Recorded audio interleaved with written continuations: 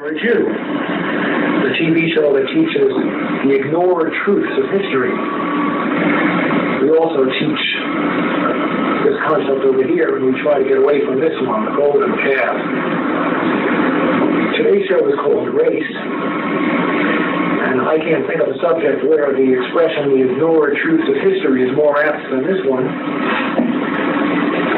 When we talk about race, we're talking about that group of people that white people sometimes call niggers. I wonder how many of you actually know what that word means. You will by the end of the show.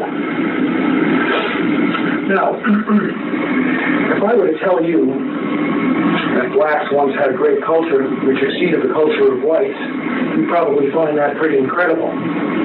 But we're talking about the ignored truths of history.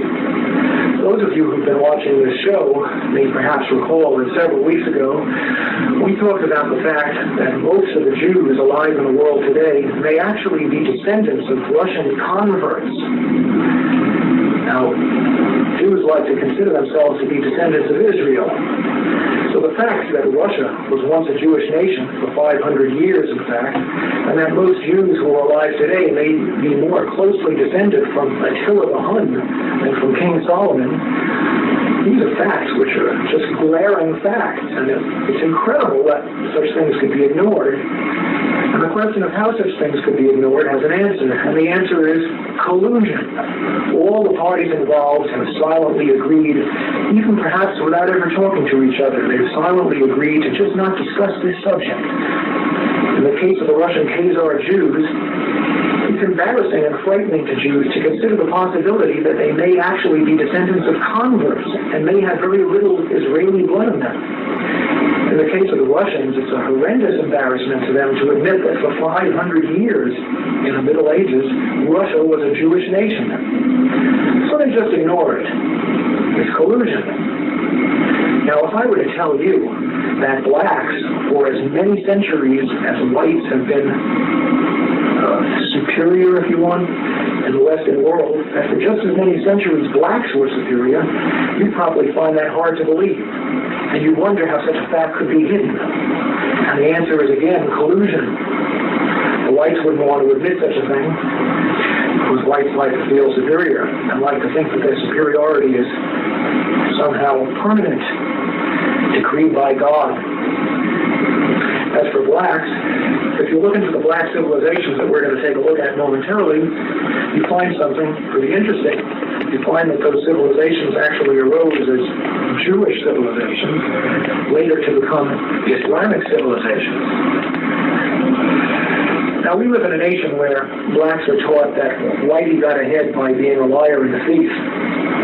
So today's so-called black leaders get on the air and proclaim that the way to get ahead in America is for the black man to be a better liar and thief than whitey. I don't know about you, but I've thought about this matter, and there's no question in my mind as to where these so-called black leaders come from. They were put up there by whitey. Now, I'm not going to name any names. But the truth of the matter is that the roots of black greatness historically lay in Judaism and Islam. So the blacks who are teaching today that the answer to the question, how do you get ahead, is get the money, dollar bill, y'all. You folks know who I'm talking about, and that's what they teach. They don't want to hear any talk about God.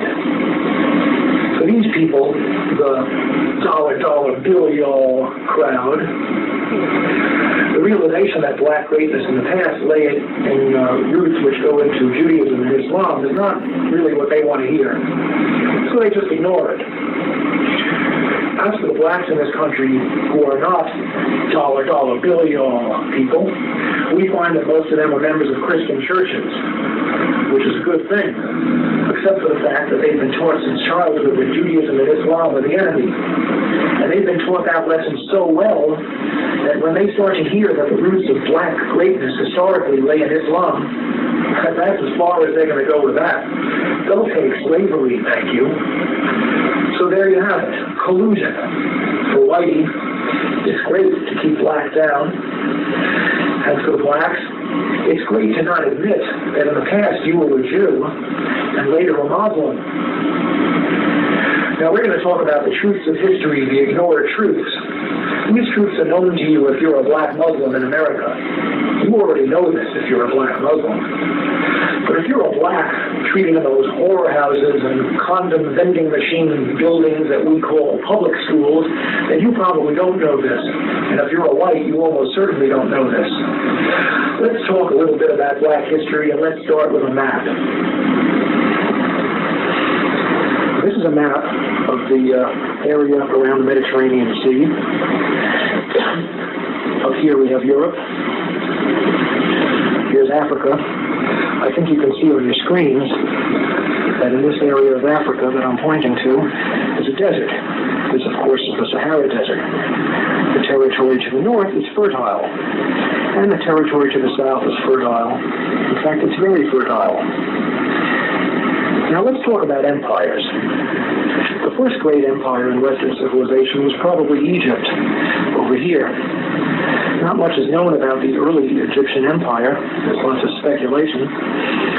But in the process of time, the empire passed. Israel was great for a short time, but that didn't last either. Now, I don't have to tell you that a great empire arose in Greece. Most historians of intellectual Western history trace the history of Western intellectualism to Greece. Now, the Greek Empire didn't last too long, a number of centuries. One could reasonably ask why Greece became so great and why it was unable to hold on to its greatness.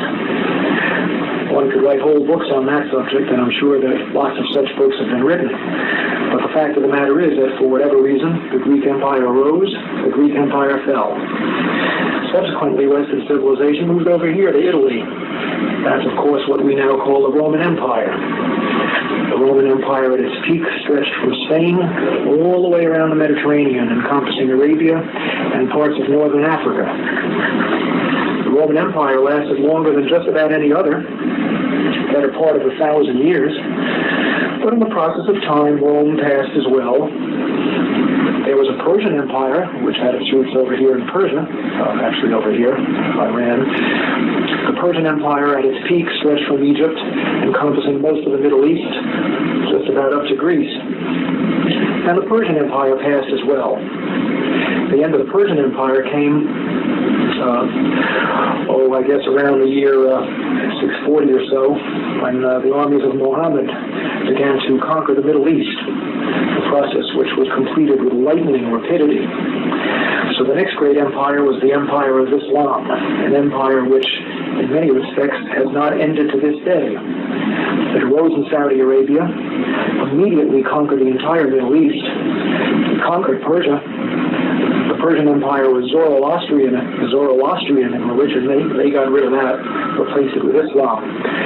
They tried desperately to get into Europe at this end and failed, but what they did do was they came across North Africa, and North Africa fell to the Muslims.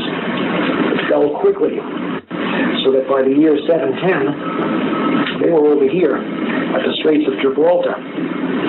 That was only, about 60 years after the death of Muhammad. It took them only 60 years to conquer the entire Middle East and get over to this point right here.